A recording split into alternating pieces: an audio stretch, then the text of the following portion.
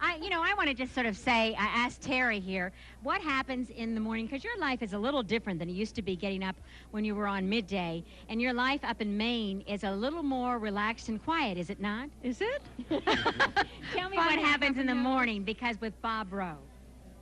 What happens with... You sure you want to... Come on. I'm not answering that. Again. No, when actually Same thing. I understand. Now wait, come on, gang. I understand that in the morning at 5 o'clock you have this wonderful fragrance going through your house. And I remember when I was up visiting you in Maine, Bob gets up at 5 o'clock, Bob Rowe, and he bakes bread. And he bakes it, and it just smells wonderful, and we have fresh bread when we get out of bed in the morning, and then he goes in, and what happens when you wake up 2 hours later? I can't believe this. I can't believe this. Bob, I'm not telling all. He practices on the bass. That's his instrument. I'm not touching that. I'm not touching it. So, all right. So forget that. Okay, what do you remember about Midday, O'Shea? Talk like that. Talk like that. Very vulgar. That we're all inside jokes. Remember the Dukes of Dixieland? Oh, I certainly do. Mm-hmm.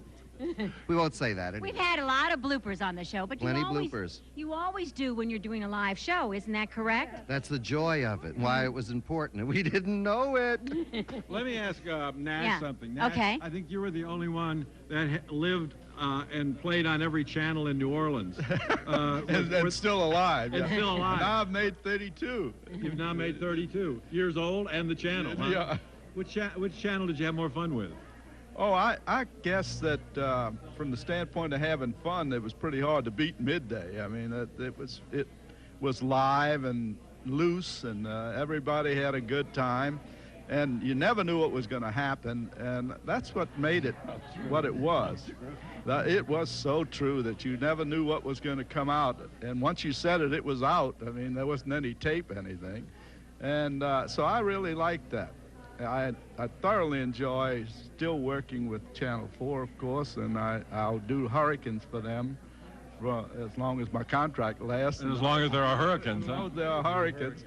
But what did you I enjoyed Midday. I do hair, but I don't do hurricanes. It was the most fun in television, I think, at the time. Do weathermen now, are they all trained, or are some of them just TV personalities? Well, I would say we have a good market here in New Orleans. I think we did set the standard early on Channel 6, and so consequently most of the stations had to come on with real meteorologists in order to meet the standards, and that continues to go on. I think of the markets in the United States, possibly Tampa, Oklahoma City, and New Orleans are the best from the standpoint of weather information.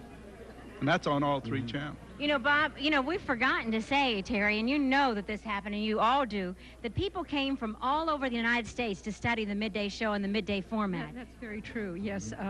They heard about it, heard about the ratings, heard about the commercials, heard about the sponsors, and they would send producers of programs similar to that they wanted to produce, and they would come and study Midday.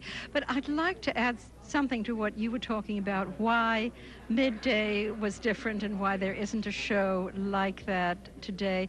And I think one of the reasons is that there are now talk shows, and people talk sex incessantly on the talk shows. There are news shows of all kinds, but I think Midday combined all of it.